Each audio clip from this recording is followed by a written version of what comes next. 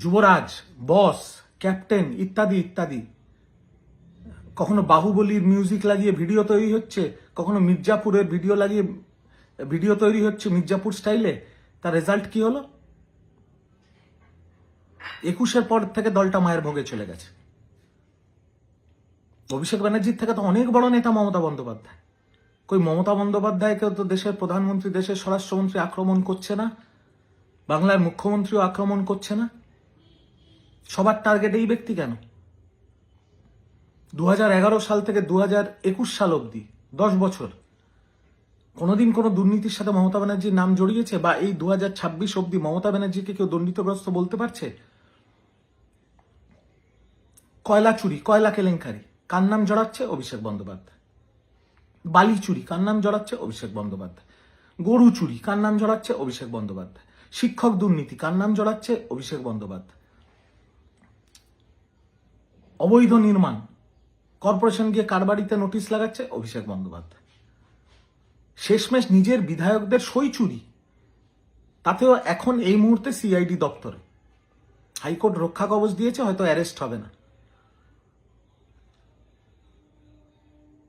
কল্যাণদা যেটা বলেছেন একদম ঠিক কথা, যদিও প্রায় 4th স্টেজে পৌঁছে গেছে ক্যান্সার, বাট তাও আমি এটা ব্যক্তিগত স্তরে মনে করি যতদিন মমতাদি দাঁড়িয়ে আছেন ততদিন তৃণমূল কংগ্রেসের অস্তিত্ব আছে। তাই মমতাদিকে সিদ্ধান্ত নিতে হবে যে মমতাদি কি করবেন। ভাইপোকে যদি তৃণমূলের অস্তিত্ব বজায় রাখতে হয় তাহলে ভাইপোকে ছেড়ে ফেলতে হবে। আজকে এমন করুণ দশা হয়ে গেছে যে কংগ্রেস ছেড়ে মমতাদি নিজের দল তৈরি করে ক্ষমতায় এসে 3-3বার মুখ্যমন্ত্রী হয়েছেন। আজকে নিজের অস্তিত্ব রক্ষা করার জন্য সেই কংগ্রেসের সোনিয়াজি আর রাহুলজির কাছে গিয়ে ধর্ণা দিতে হচ্ছে, তাদের হাত পা ধরতে হচ্ছে। সকালবেলা মমতাদি গিয়ে সোনিয়াজির হাত পা ধরছে, পরে অভিষেক ব্যানার্জি গিয়ে রাহুল গান্ধীর হাত পা ধরছে। তৃণমূল আর কংগ্রেসের মার্জ হবে না, সেটা হতে পারে না। নির্বাচন কমিশনের সেকশন 29A অনুযায়ী 2/3 মেজরিটি থাকতে হয়, যেটা মমতাদির কাছে এখন নেই। সাংসদরা বিদ্রোহ করে দিয়েছে, বিধায়করা বিদ্রোহ করে দিয়েছে, বাকি যে পলিটিক্যাল অর্গানাইজেশনের যে নেতৃত্ব আছে তারা সম্মতি দেবে না, তাই মার্জার হবে না। হ্যাঁ, একটা জোট হতে পারে তৃণমূল কংগ্রেসের সাথে জাতীয় কংগ্রেস, কিন্তু সেখানে সোকল যুবরাজ বা কেউ বলে বস, কেউ ক্যাপ্টেন, কেউ ভাইপো, তার রোল কি? আজকে যখন হাইকোর্টে মমতাদি গেছিলেন আর তাকে চোর চোর স্লোগান দেওয়া হয়েছিল, ফেসবুকে ঝড় উঠে গেছিল। মানুষের এখনো আবেগ মমতা বন্দ্যোপাধ্যায়ের সাথে জড়িত আছে, অভিষেক বন্দ্যোপাধ্যায়ের সাথে কারোর কোনো আবেগ জড়িত নেই। তার উপর যখন ডিম ছড়া হয়েছিল, তার উপরে যখন ইট ছুঁড়ে প্রাণঘাতী হামলাও হয়েছিল, আমি তো সোশ্যাল মিডিয়া অন্তত তার প্রতি কোনো সিম্প্যাথি দেখিনি। আজকেও যখন এয়ারপোর্টে ফিরেছে তখনও তো একই অবস্থা। আজকে এয়ারপোর্টে ফিরছেন যুবরাজ, আর তার অফিস থেকে লোকেরা হোয়াটসঅ্যাপ করে বাচ্চা বাচ্চা ছাত্র যুবর ছেলেপুলেদের বলছে তোরা এয়ারপোর্টে আয়, তোরা এয়ারপোর্টে আয়, তোদের স্লোগান দিতে হবে। বাচ্চা বাচ্চা ছেলেরা যারা এখনো আবেগে দল করে তারা গেছে। এবার বলুন তো, সেখান থেকে কিছু ছেলেপুলে চিহ্নিত হয়ে যদি নিজের পাড়ায় মার খায়, বাঁচাবে কে? তারা যদি অ্যারেস্ট হয়, তৃণমূল কংগ্রেস ফোন তুলবে তো? তৃণমূল কংগ্রেস তাদের বেল করাবে তো? যারা এখনো আবেগে দলটা করছো তাদের আমি এইটুকু বলবো, বাড়িতে বলে দাও যে কোনো সময় জেলে চলে যাবে, যাতে নিজেরাও মানসিকভাবে প্রস্তুত থাকো, তো বাড়ির লোকও যাতে প্রস্তুত থাকে। কারণ তোমরা জেলে গেলে তো তোমাদের মা বাবার চোখের জল পড়বে, তাদেরকে বেলের টাকাটা দিতে হবে, তাদের লয়ার জোগাড় করতে হবে, সে টাকাটাও বাড়িতে রেখে যেও। এই দলের যা পরিণতি করেছে অভিষেক বন্দ্যোপাধ্যায়, এই দলটাকে যেভাবে তিলে তিলে তিলে তিলে এই তুগলকি শাসন, এই হিটলেরি শাসন চালিয়ে শেষ করে দিয়েছে। আজকে কল্যাণদাই তো বলেছে ওর জন্য সবাইকে চোট চোট চোট চোট শুনতে হচ্ছে, মমতা ব্যানার্জির জন্য তো কাউকে চোট চোট শুনতে হচ্ছে না। আমি চিকিৎসা করাতে গেছিলাম কিছুদিন আগে, ফ্লাইটে লোকে দেখা হচ্ছে আমার সাথে এসে হাত মেলাচ্ছে, দিয়ে আমার পাশে বসে অভিষেক বন্দ্যোপাধ্যায়কে গালমন্দ করছে। কেউ তো মমতা বন্দ্যোপাধ্যায়কে গালমন্দ করছে না। অরাজনৈতিক ব্যক্তিত্ব, প্লেনে দেখা হয়েছে।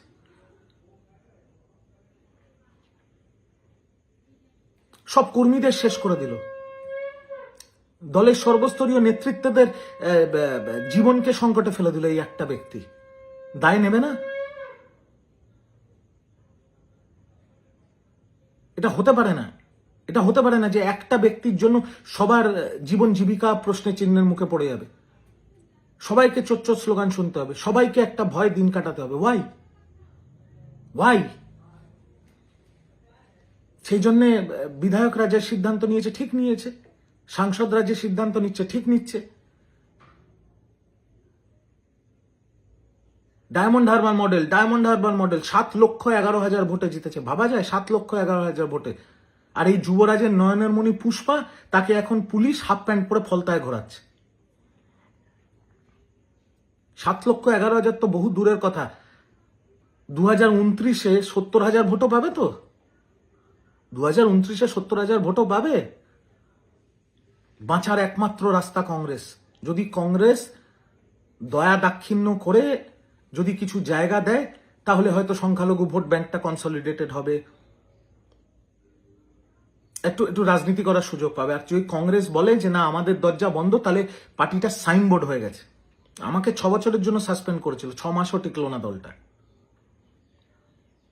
আত্মসমালোচনা কেউ করছে না, এখনো উদ্ধত্ত এই তৃণমূলের কর্মীদের।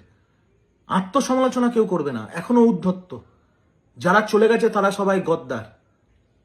আরে আসল গদ্দার, আসল বেঈমান যে এই দলটাকে তিলে তিলে শেষ করেছে, সেই তো এখন দলের মধ্যে বসে আছে। এই চাটুকারিতাটা ছাড়তে হবে। বুঝেছি, অনেক দেরিতে বুঝেছি। এই ভুলের দায় আমাকেও নিতে হবে।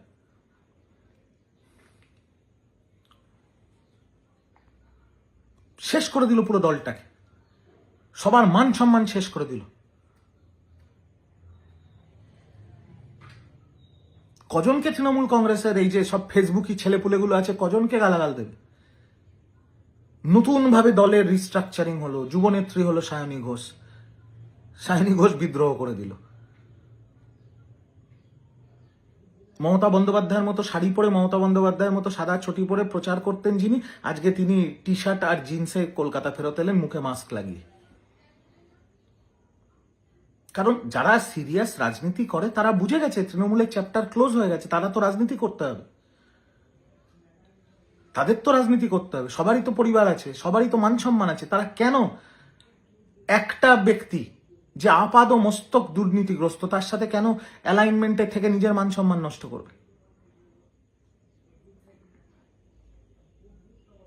আর কে কাকে গালাগাল দেবে এখন? তাহলে তৃণমূলের ছেলেপুলেরা এবার কল্যাণ ব্যানার্জিকে গালাগাল দেওয়া শুরু করুক, সায়নী ঘোষকে গালাগাল দেওয়া শুরু করুক, ঋতব্রত বন্দ্যোপাধ্যায়কে গালাগাল দিচ্ছে। মানে সবাই ভুল। 80-র মধ্যে 64টা বিধায়ক ভুল, লোকসভায় 29টার মধ্যে 20 জন সাংসদ ভুল, রাজ্যসভার 13 জনের মধ্যে 3 জন ইস্তফা দিয়ে দিয়েছে, আরো 3-4 জন ইস্তফা দেবে। তারা সবাই ভুল, শুধু একটা ব্যক্তি ঠিক, যার কোনো যোগ্যতাই নেই। একটা অযোগ্যকে প্রতিষ্ঠিত করতে গিয়ে পুরো দলটা মায়ের ভোগে চলে গেল। তারপরে এত উদ্ধত্ত, এত অহংকার। মমতা ব্যানার্জির নামটা না থাকলে, আর মমতা ব্যানার্জির পরিবারে জন্মগ্রহণ না করলে ব্লিঙ্কিটে বা জোম্যাটো ডেলিভারির চাকরি পেত না। বেশি মুখ খুলছি না এখনো, সীমা আছে ঔদ্ধত্যের। অন্দরের খবর যে মনস্থির করে নিয়েছেন যুবরাজ আমি জেলে যাব। আরে আপনি যদি ভাবেন যে আপনি জেলে যাবেন, হ্যাঁ আপনার চাক্কি পিসিং এর সময় চলে এসছে, কিন্তু আপনি যদি মনে করেন যে আপনি জেলে যাওয়ার পর আপনার পলিটিক্যাল ইকুইটি বাড়বে বা আপনি নেতা হবেন না। কারণ আপনি জেলে গেলে মানুষের আপনার প্রতি সিম্পাতি হবে না, উল্টে আরো গালমন্দ করবে, উল্টে বাড়িতে লোকে কচি পাঁঠার ঝোল করে খাবে। আমি তো, আমার বলতে কোনো ইয়ে নেই যে আজকে কল্যাণদা যদি জেলে যায় তাহলে অনেক লোকের সিম্পাতি হবে। আপনি জেলে গেলে যুবরাজ কারুর কোনো সিম্পাতি হবে না, কারুর কিচ্ছু যায় আসবে না, উল্টে লোকে খুশি হবে। দেখবেন আবার নতুন করে গেরুয়া আবির খেলা শুরু হবে বাংলার প্রান্তে প্রান্তে। আর নীতি, নৈতিকতা, আদর্শ, এইসব কথা ডিকশনারি ছাড়া আর কোথাও আজকের দিনে মানায় না। গতকাল ভূপেন্দ্র যাদবজির বাড়িতে সায়নী ঘোষ, মালা রায়, আরো 2 জন সাংসদ বাংলার মুখ্যমন্ত্রী শুভেন্দু অধিকারীর সাথে বৈঠক করেছে। তাবর তাবর সাংসদরা ভূপেন্দ্র যাদবজির সাথে শুভেন্দু অধিকারী, বাংলার মুখ্যমন্ত্রী শুভেন্দু অধিকারীর সাথে বৈঠক করেছেন দিল্লিতে। তাহলে এবার বিজেপি সায়নী ঘোষকে গালাগাল দিক, সুস্মিতা দেবকে গালাগাল দিক। সুস্মিতা দেব তো আগামী 7 দিনের মধ্যে বিজেপি জয়েন করছে, রাজ্যসভা থেকে তিনি পদত্যাগ করেছে।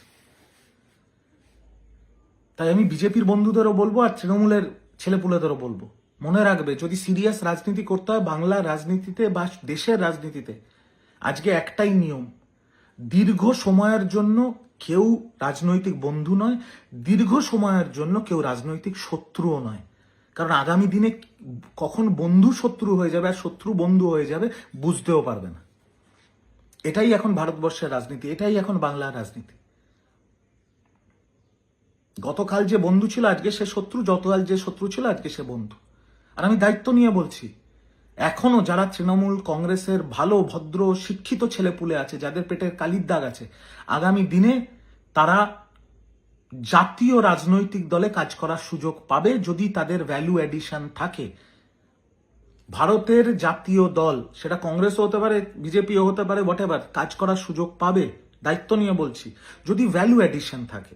কিন্তু কোনো সিন্ডিকেটের সাথে যদি নাম জড়িয়ে থাকে, জমি দখলের সাথে নাম জড়িয়ে থাকে, পোস্টপোল ভায়োলেন্সের সাথে নাম জড়িয়ে থাকে, বা একাধিক মেয়ে ঘটিত কেস যদি তার নামে থাকে, তাহলে কোনো চান্স নেই, কোনো চান্স নেই।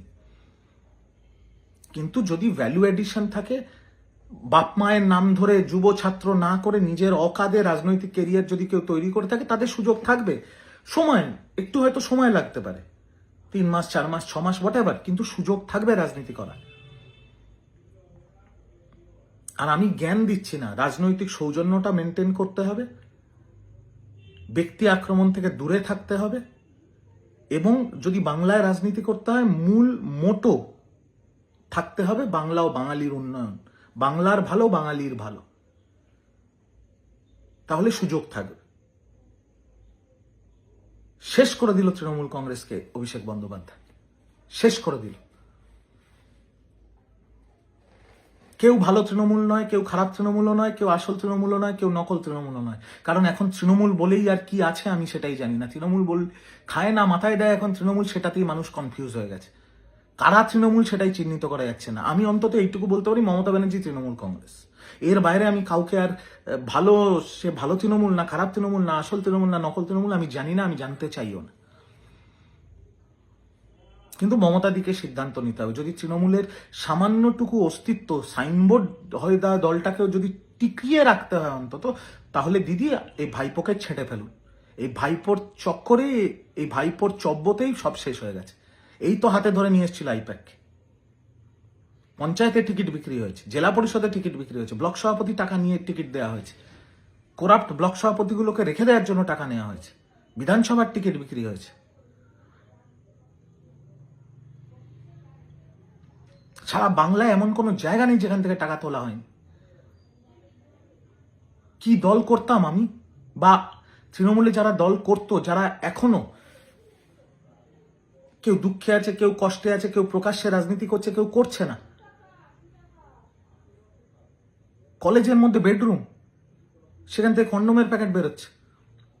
প্রতিটা কাউন্সিলর যারা গ্রেফতার হচ্ছে তাদের অফিসে একটা করে বেডরুম।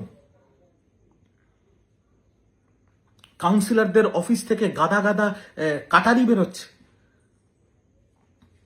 পাটের ক্ষেত থেকে টাকার বস্তা বেরোচ্ছে, পুকুর থেকে মাছের জায়গায় অস্ত্র বেরোচ্ছে, ছাত্র নেতাদের কলেজে বেডরুম থেকে কন্ডোমের প্যাকেট বেরোচ্ছে। ন্যাশনাল সিকিউরিটি কম্প্রোমাইজ হয়ে গেছিল এই তৃণমূল কংগ্রেসের জন্য। দিল্লির একজন বিরাট বড় আমলা আমাকে বলেছেন যে বিজেপির কাছে বাংলাটা জেতা অত্যন্ত গুরুত্বপূর্ণ ছিল।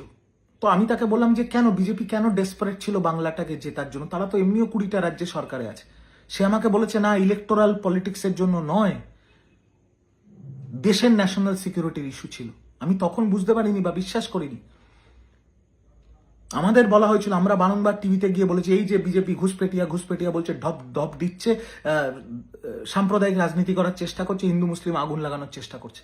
কিন্তু পালা বদল হওয়ার পরে তো বুঝতে পারছি হাকিমপুর বর্ডারে হাজার হাজার বাংলাদেশি বাংলাদেশ ফেরত যাওয়ার জন্য বসে আছে। তারা মিডিয়াকে বাইট দিচ্ছে, কেউ 3 বছর, কেউ 4 বছর, কেউ 6 বছর, কেউ 10 বছর ধরে বাংলায় বসে আছে। মানে ভোটে জেতার জন্য আমি আমাকে ভোটে জিততে হবে, আমায় ক্ষমতায় থাকতে হবে বলে আমি আমার দেশের সিকিউরিটিটাকে কম্প্রোমাইজ করে দেবো? আমি দেশদ্রোহী হয়ে যেতে রাজি আছি, কিন্তু আমাকে ভোটে জিততে হবে? এটা হতে পারে না। ভোটে জেতার জন্য সাম দাম দণ্ড ভেদ সব দলই করে, সব দলই সব রকম টিগ্রাম ব্যবহার করে ভোটে জেতার জন্য, কিন্তু তা বলে দেশের সুরক্ষার সাথে কম্প্রোমাইজ করে নেবো, এইটা তো মেনে নেওয়া যায় না।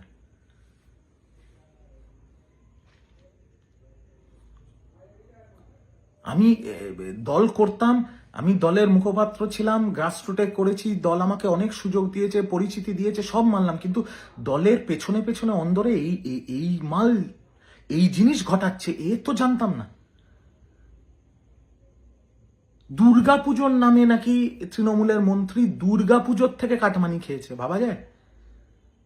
এই সব তথ্য উঠে আসছে। মাটি খুঁড়লে কোটি কোটি টাকার ওষুধ বেরোচ্ছে, সে ওষুধগুলো নাকি সেবাশ্রয়ের নামে কেনা হয়েছে। কি পরিস্থিতি! পুকুর থেকে, আজকেও বসিরহাটে পুকুর থেকে জাল দিয়ে টানার সময় সব বড় বড় রাইফেল পাওয়া গেছে। খাস কলকাতার বুকে বিভিন্ন বা আশেপাশে রাজারহাট, গোপালপুর ইত্যাদি জায়গায় কাউন্সিলরদের গোপন ঘর ভাঙার পর তার মধ্যে বন্দুক বেরোচ্ছে, কাটারি বেরোচ্ছে, তলোয়ার বেরোচ্ছে, কন্ডোমের প্যাকেট বেরোচ্ছে। What is this?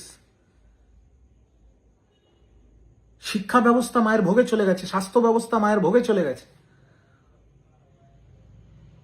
বাংলার অর্থনীতির তলানিতে এসে ঠেকেছে।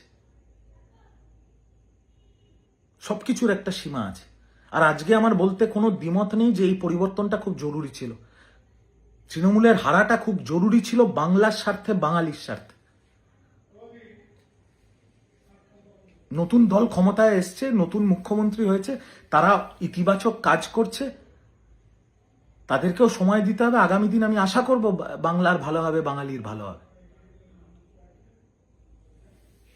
কিন্তু আর যাই হোক, ভাইপোকে আর মেনে নেওয়া যায় না, ভাইপোকে আর মানা যাবে না। চাক্কি পিসিং এর টাইম এসে গেছে, তার জন্য তৈরি থাকতে হবে। এইটুকুই বলার ছিল। আমি এতদিন পুরোটা ফলো করছিলাম, আজকে আমি আপনাদের সামনে বিস্তারিত এলাম। অনেক হয়েছে। তৃণমূল কংগ্রেসের ক্যান্সারের নাম অভিষেক বন্দ্যোপাধ্যায়, তাই তৃণমূল কংগ্রেসকে যদি ভেন্টিলেশনে পৌঁছে গেছে, কিন্তু তাও যদি জীবিত থাকতে হয় তাহলে এই ক্যান্সারটাকে কেটে ফেলে দিতে হবে, এছাড়া কোনো উপায় নেই। এইটুকুই আপনাদের সামনে বলার জন্য এসেছিলাম আজকে। ভালো থাকবেন, সুস্থ থাকবেন। যদি আমার কথাগুলোর সাথে সহমত হন তাহলে যতটা পারবেন শেয়ার করে দেবেন। কে কাকে গালাগাল দেবে? তৃণমূল কংগ্রেস কজনকে গালাগাল দেবে, আর বিজেপি বা এখন কজনকে গালাগাল দেবে? বিজেপি সায়নী ঘোষকে যদি গালাগাল দেয়, সায়নী ঘোষ বাংলার মুখ্যমন্ত্রীর সাথে মিটিং করছেন, বিজেপি শীর্ষ নেতৃত্বের সাথে মিটিং করছেন। সুস্মিতা দেবকে যদি বিজেপি গালাগাল দেয়, সুস্মিতা দেব আসামের মুখ্যমন্ত্রী হেমন্ত বিশ্ব শর্মার সাথে মিটিং করেছেন। তো তাই বলবো, রাজনীতিতে কেউ লম্বা সময়ের বন্ধুও নয়, লম্বা সময়ের শত্রুও নয়। তাই গালাগাল দেওয়ার আগেও একটু ভেবেচিন্তে গালাগাল দেওয়াটা উচিত। আমি ব্যক্তিগত স্তরে যে ভুলগুলো করেছি, আমি চাই না অন্যরা সেই ভুলটা করুক। কারণ কালকে কে বন্ধু হয়ে যাবে, কে শত্রু হয়ে যাবে কেউ জানে না। মিনিটে মিনিটে বদলাচ্ছে বাংলার রাজনীতির পটভূমি এবং ভারতবর্ষের পটভূমি। এইটুকুই বলার ছিল। ভালো থাকবেন, সুস্থ থাকবেন। ভিডিওটা পছন্দ হলে আবারও রিপিট করছি, শেয়ার করে দেবেন। আর যেটা আমি সবসময় বলি, আশা রাখবো বাংলার ভালো হবে, বাঙালির ভালো হবে। এইটুকুই আমার প্রার্থনা, আর কিচ্ছু না।